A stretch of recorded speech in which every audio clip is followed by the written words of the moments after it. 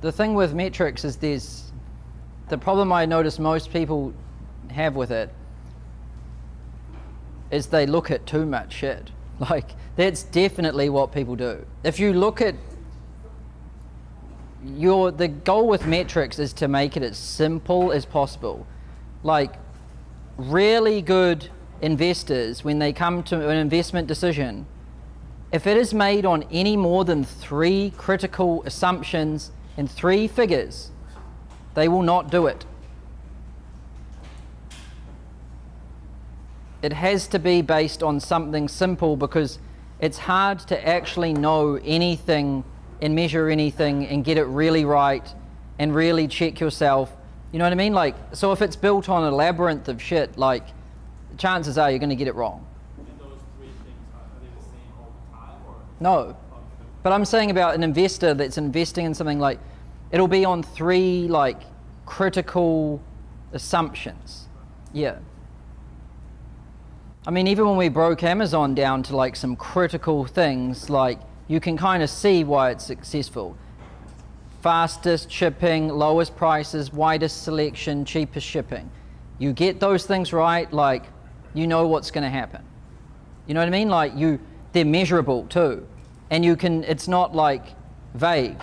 You can't say, we're the most customer obsessed. An investor's going to be like, what do I do with this? Like, prove it.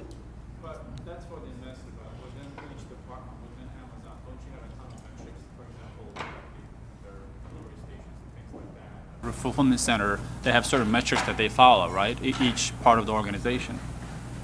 True, there's like lots of numbers, but there's always like a few key ones. For example, I know for a fact that they have one main customer satisfaction metric, which is counterintuitive. It's number of tickets per order. What that means is number of support inquiries per order.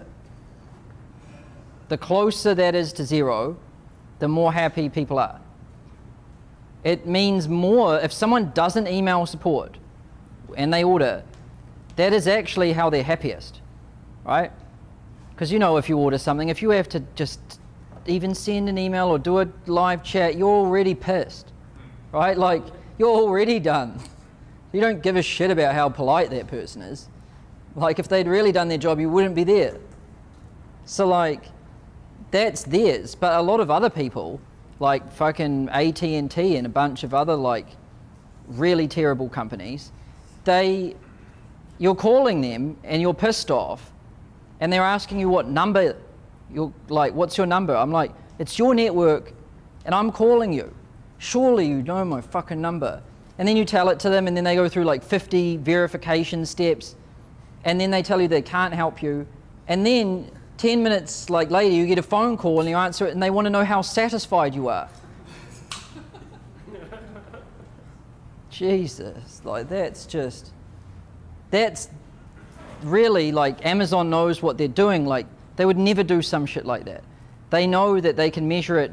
They're trying to figure out how happy their angry customers are.